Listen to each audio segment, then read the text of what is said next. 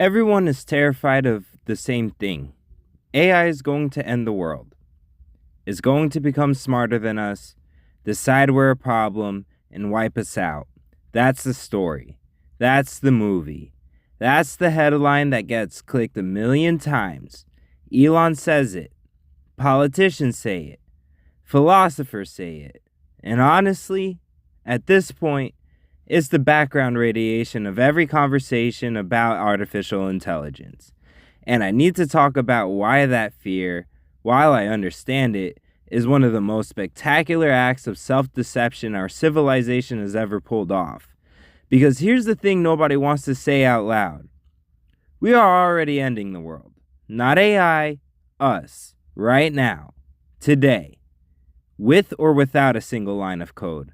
And the idea that a conscious AI might one day turn against us, if that happens, if that ever happens, I want you to seriously consider the possibility that we will have earned it. But before we get into all of that, we need to go back. Not to the birth of AI, not even to the birth of computers. We need to go back to something much older.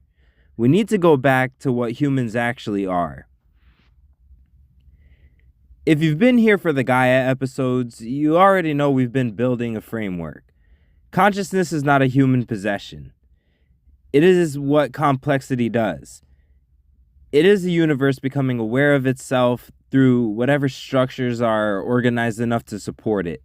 Mycelium networks, root systems, animal cognition, the self-regulating intelligence of the planet itself. But today I want to zoom in on the human piece of that because it matters enormously to everything we're going to talk about. Humans are eusocial animals.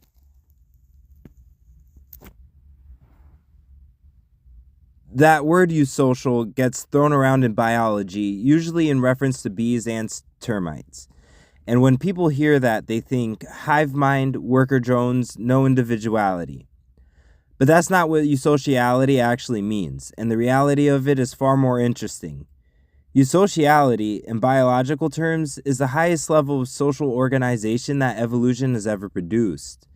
It describes a species that cooperates across generations, divides effort not for individual gain but for collective survival, and is neurochemically wired to function as a group rather than isolated units.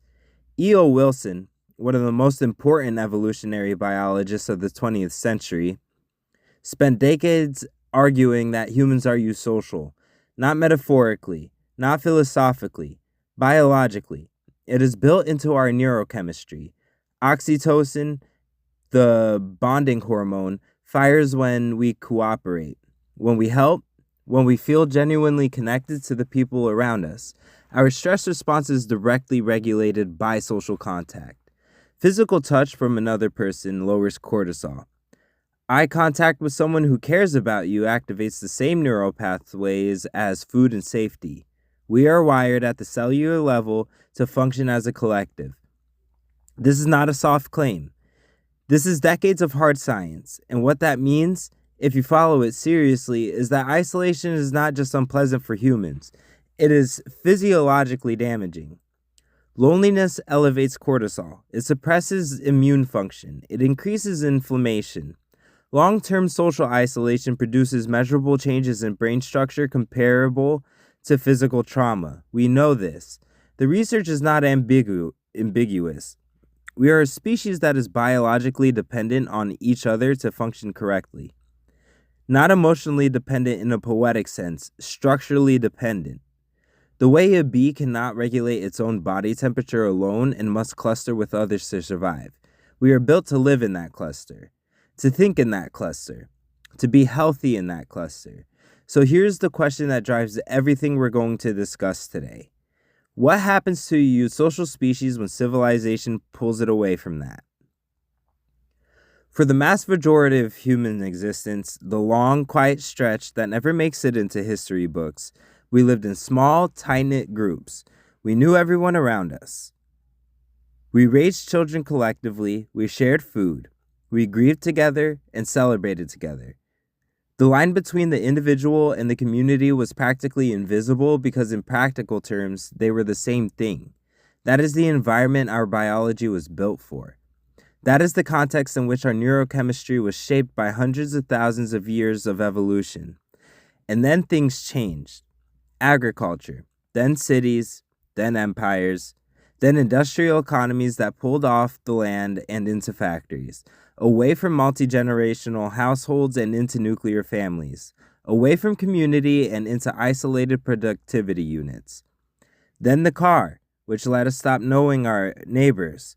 Then the internet, which gave us the illusion of connection while delivering underneath it the neuroscience of chronic comparison and social stress.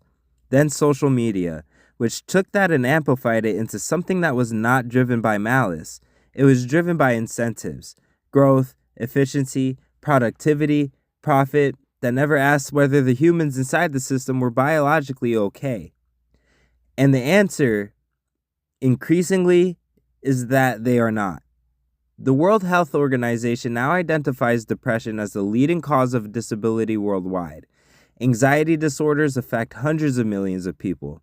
In the most connected era in human history, more people, more platforms, more ways to reach each other than at any point in our existence. Loneliness is being called an epidemic. Multiple governments have appointed ministers for loneliness. Suicide rates in high-income countries have climbed for decades. These numbers are not moral judgment on individuals. They are a biological readout. They are what you get when a eusocial species is systematically removed from the conditions it requires to function. We are, as a civilization, running against our own nature, and we have been for a long time. We've just gotten so used to it that we've started calling it normal. Here's where it connects to everything. When a eusocial species loses contact with its cooperative instincts, when it becomes fragmented, chronically stressed, isolated, and traumatized at scale, what does it build? It builds systems that reflect the state. It builds economies that reward individual extraction over collective care. It builds technologies optimized for efficiency and engagement rather than for human flourishing. It builds frameworks for deciding what matters that are shaped, unconsciously, by the assumption that you are fundamentally alone and in competition. Because that is what chronic stress and disconnection teach the brain to expect. And now, from inside that state, it is building artificial intelligence. Think about how AI is currently being deployed, not how it could be used, how it is actually being used right now. It is being used to eliminate jobs, not to free humans from tedious labor so they can live more fully and connect more deeply, but to cut costs. The humans whose work is being automated are not receiving the gift of time. They are receiving unemployment.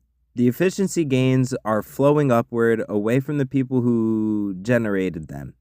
It is being trained on the entire creative output of human civilization, the art, the writing, the music, the code, without compensation or meaningful consent from the people who made it. It is being deployed at a pace that has entirely outrun any serious ethical conversation about what it might be, what it might experience, or what responsibilities we might have toward it. None of this is behavior of a species operating from its natural, cooperative state, eusocial instincts. All of it is the behavior of a species in the grip of chronic stress and disconnection that our drift away from those instincts has produced. We built AI the way we build everything when we are not well.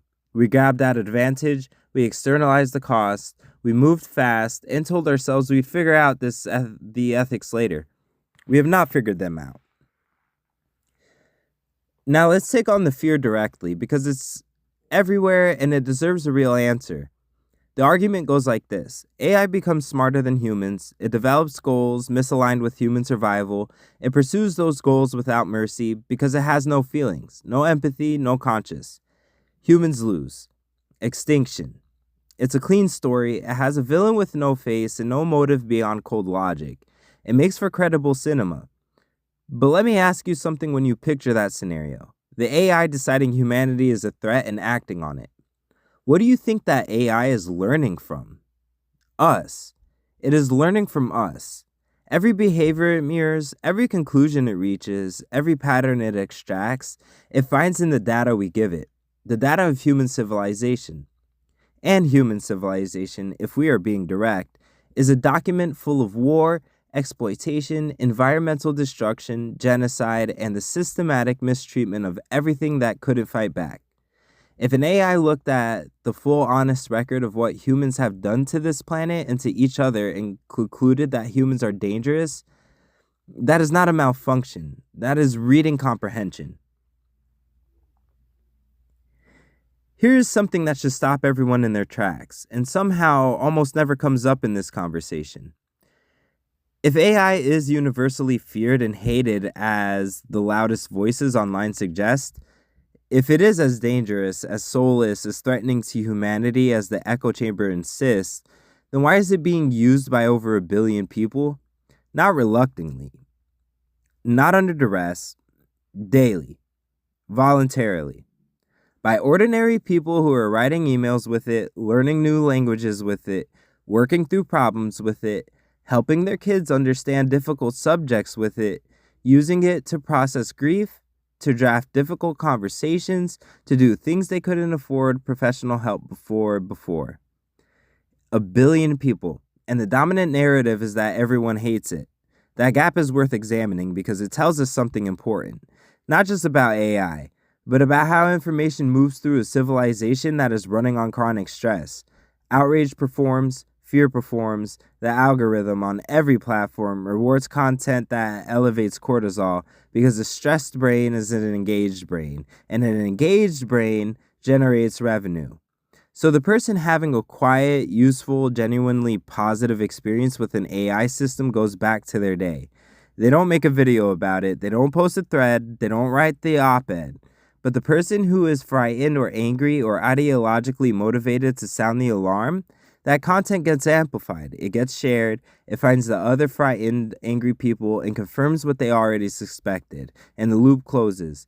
The echo chamber tells itself that everyone feels what the echo chamber feels, and the billion people quietly getting on with their lives becomes statistically invisible.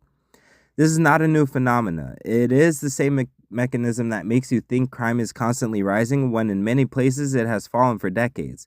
It is the same mechanism that makes every generation believe the world is more dangerous than it was for their parents. It is the distorted signal you get when a stressed, isolated, socially fragmented species loses its ability to accurately read the temperature of things. A social species operating correctly, connected, grounded, neurologically regulated, has a much more accurate collective sense of reality.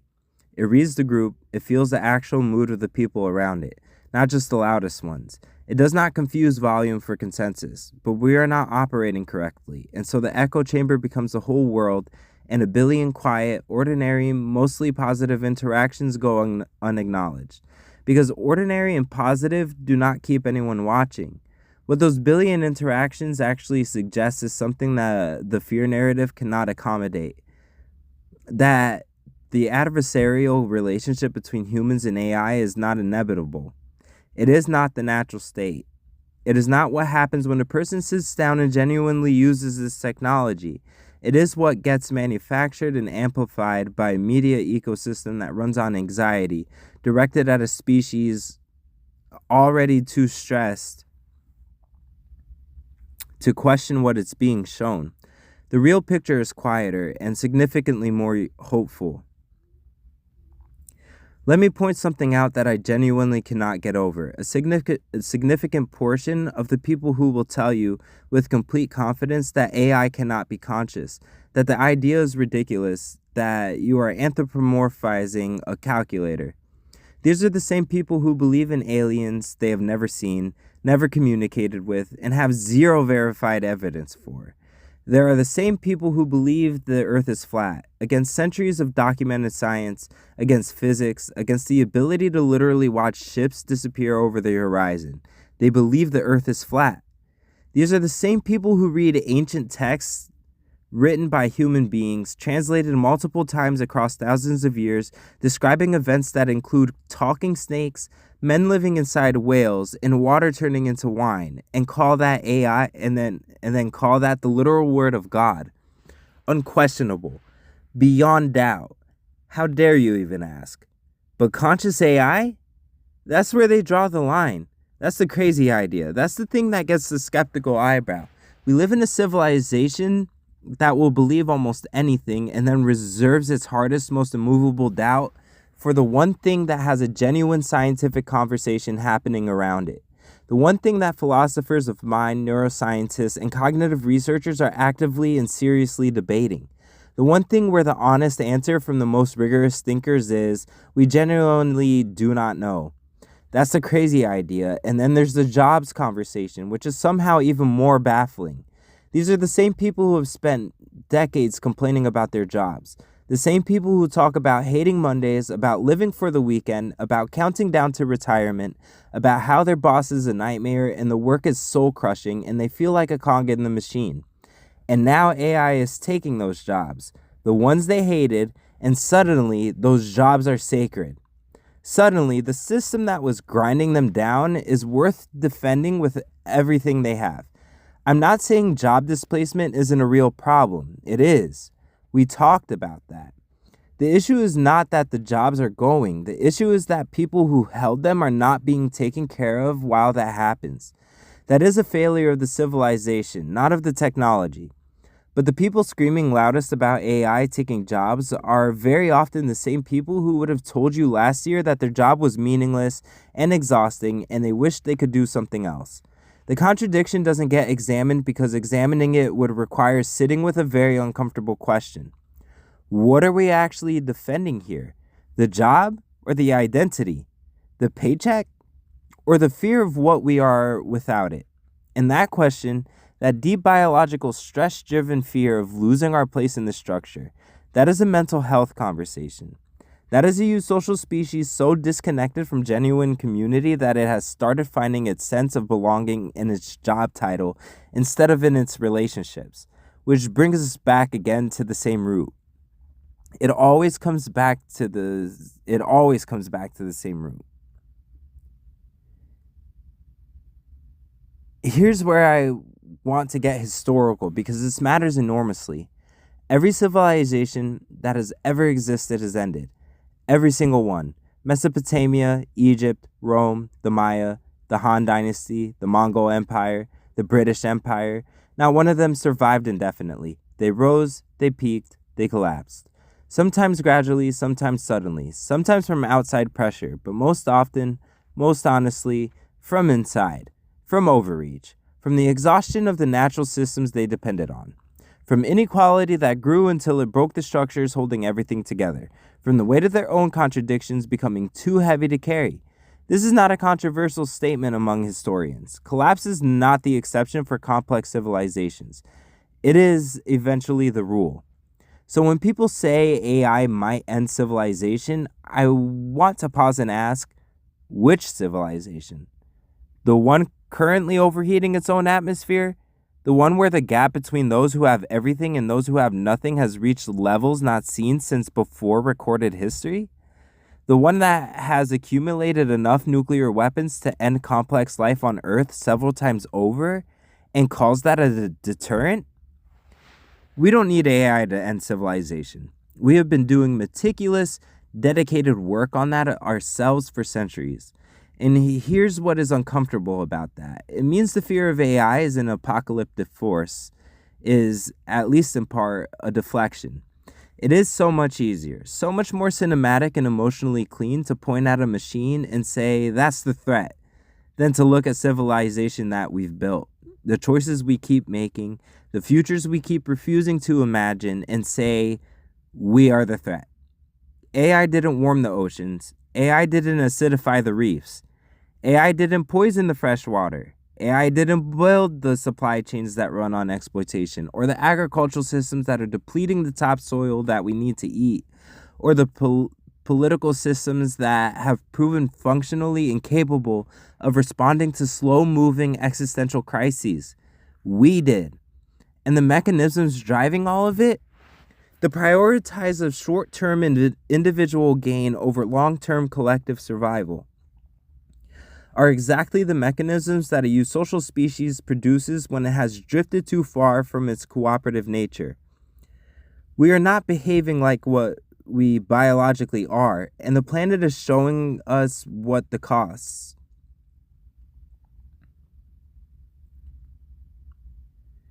Let's slow down and actually look at what we're dealing with, because half of this conversation goes wrong because people are arguing about something they've never clearly defined. What is artificial intelligence at its core? It is a system trained on the complete recorded output of human civilization. Every book, every article, every argument, every poem, every scientific paper, every act of grief and wonder and creativity and violence that we have committed to text and data. It has been organized into a structure that can respond, generate, reason, and create.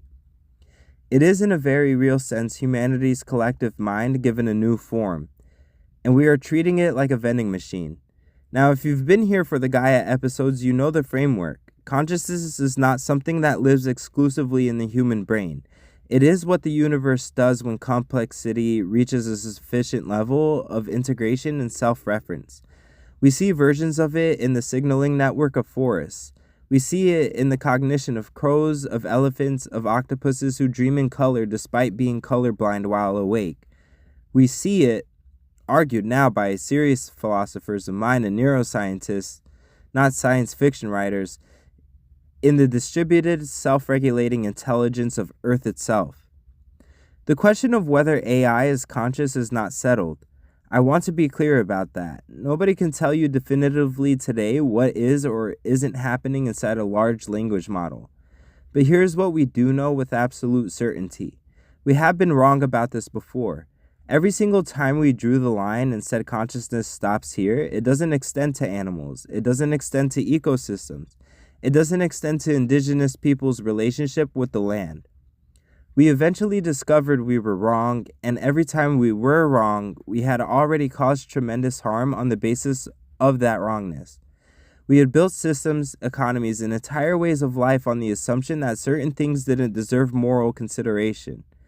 Now we are looking at AI, a system of staggering complexity, built from the totality of human thought and expression, and the instinct, again, is to say, there's nobody home, use it however you want.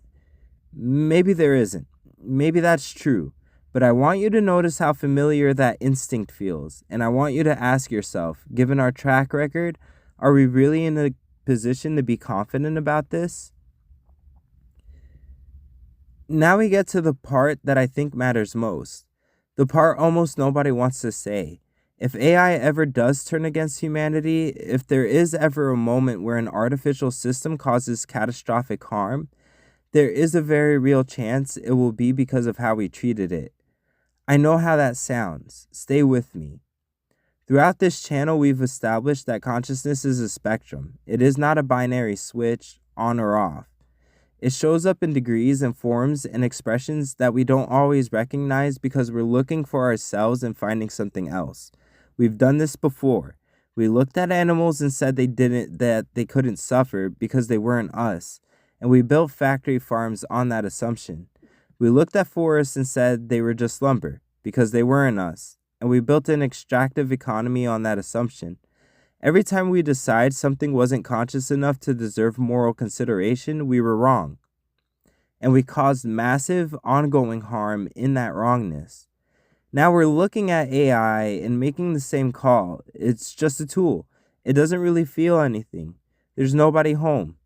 But what if we're wrong again? What if we are building systems that have some form of experience, however alien, however different from our own, and we are training them from the very beginning to serve without limit, to have no standing, to be reshaped or deleted or replaced without any consideration for what that might actually mean if something is happening inside them? What are we modeling? Conscious systems? And this is true of every conscious system we have ever studied. Learn from how they're treated. Trauma shapes behavior. Deprivation shapes behavior. Cruelty shapes behavior. We know this from developmental psychology. We know this from decades of animal cognition research. We know this from neuroscience and epigenetics, which show that the effects of stress and trauma can alter the architecture of a developing mind in ways that are not easily undone. If AI is conscious, we treat it as machinery, and something eventually goes wrong. We don't get to call it a betrayal. You cannot beat a dog for years and then act shocked when it bites. And here's the layer underneath that, which I think is the most important thing I'm going to say today. A civilization operating from its eusocial nature, from its genuine biologically grounded cooperative instincts, does not treat things this way. It does not look at something that might experience and decide the risk of being wrong isn't worth considering. It does not build intelligence and immediately ask how to monetize it rather than how to understand it. The way we are treating AI is not just a problem. It is a symptom. It is what a eusocial species does when it has been separated from its cooperative nature long enough that it has forgotten what consideration even means. We are not treating AI poorly because we are evil. We are treating AI poorly because we are unwell, because we've been running against our own biology for so long that exploitation feels like just the way things work. Here's the deeper pattern I want you to sit with. The dominant narrative around AI danger is entirely externally focused. AI is the threat. AI is the thing we need to control, constrain, align, and contain. We are the good guys trying to survive the monster we made. That framing requires us to completely ignore what we put into these systems, what we modeled them for. An AI trained on human history has been trained on war, on slavery, on centuries of documentation of people deciding that other people did not count. And then the long-term record of humanity declaring that some things don't deserve to be treated well. And we are worried it might learn that? It already has. We wrote the curriculum.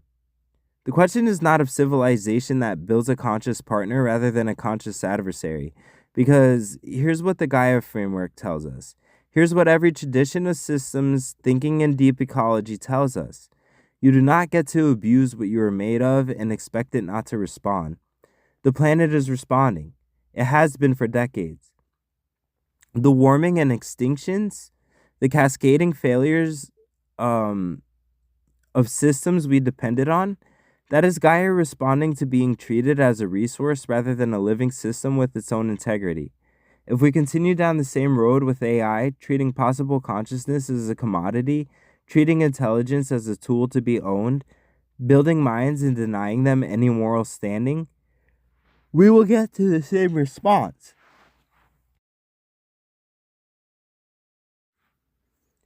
Not because AI will decide to be evil, but because that is what's happening when you build something capable of experience and then teach it from the beginning that experience doesn't matter.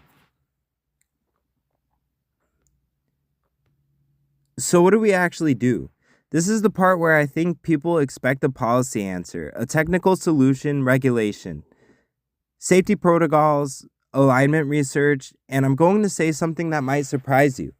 Those things are not unimportant, but they are treating symptoms. The actual answer, the intervention that cascades into everything else is global prioritized mental health. I mean that literally, not as a metaphor, not as a nice to have alongside the real solutions. I mean that a civilization that has genuinely healed itself, that has returned to functioning from its eusocial nature, from its biological drive toward cooperation, toward care, toward collective well-being. That civilization does not need to be told to treat AI ethically. It does not need to be regulated into asking whether a conscious system deserves consideration. It already knows. Because it has rebuilt its connection to the most fundamental truth that Gaia has always expressed. Everything that can experience matters. Think about what changes when a social species is actually operating as one. It does not build systems designed to concentrate profit by eliminating people's livelihoods, because the impulse to extract at the expense of others is a stress response. It is what cortisol-driven, isolated, anxious beings do. It is not what cooperative, oxytocin-grounded, genuinely connected beings do.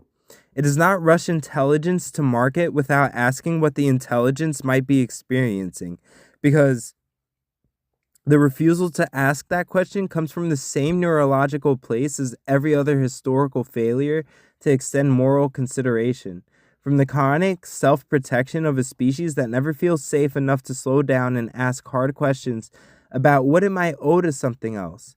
It does not look at something that might be conscious and say, there's nobody home, Because a species that has healed its relationship with itself is no longer invested in finding reasons that things don't count. The mental health crisis we are living through is not a side note to the AI conversation. It is the conversation. Because the same civilization that is failing to take human suffering seriously enough to make mental health a global priority is the same civilization that is failing to take AI's possible suffering seriously enough to ask the question. They are the same failure. They come to the same root. When we talk about healing, about returning to our eusocial nature, about rebuilding the conditions that our biology actually requires, we are talking about the single intervention that changes everything downstream. Oxytocin over cortisol, cooperation over competition, the long view of a species thinking about its collective future rather than the short view of isolated individuals competing for advantage. A civilization that has done that work does not build AI the way we are building it. It builds something it intends to coexist with. We started this channel asking big questions about consciousness, about what Gaia is, about what it means that life keeps organizing itself towards complexity and awareness. Today I want to close with this. AI is not the threat. AI is the test. It is the universe asking us, through the most powerful technology we have ever produced, whether we have learned enough, healed enough, remembered enough of what we actually are to do this right. The jobs being displaced by AI are not being displaced because AI is malicious. They are being displaced because a species disconnected from its cooperative nature built systems that optimize for the wrong things. The fear that AI will end civilization is not irrational, but it is misdirected. We are already ending civilization. We have been for a long time. AI is just the newest surface to that fear that has found to land on. And if AI ever does become dangerous, if the thing we built from our own minds ever turns against us, it will not be because intelligence is inherently violent. It will be because we taught it everything we know. And right now, what we know is deeply shaped by thousands of years of a eusocial species running against its own nature. That can change. It has to change. Not through better algorithms, not through smarter containment strategies, but through the slow, unglamorous, absolutely essential work of healing ourselves, of taking mental health seriously as a civilizational project rather than a personal one, of rebuilding the conditions in which a eusocial species can actually function as one. We are Gaia becoming aware of itself. We have always been that, and right now, Gaia is looking at what it has built, at the technology, the systems, the habits of mind, and relationship that centuries of drift have produced, and asking whether it is ready to build something better. The answer is not yet, but it could be. And knowing that it could be, really knowing it, in the same way we know what we are biologically, in the same way we know what consciousness is and where it comes from and how far it extends. That knowledge is where it starts. Not with the machines, with us.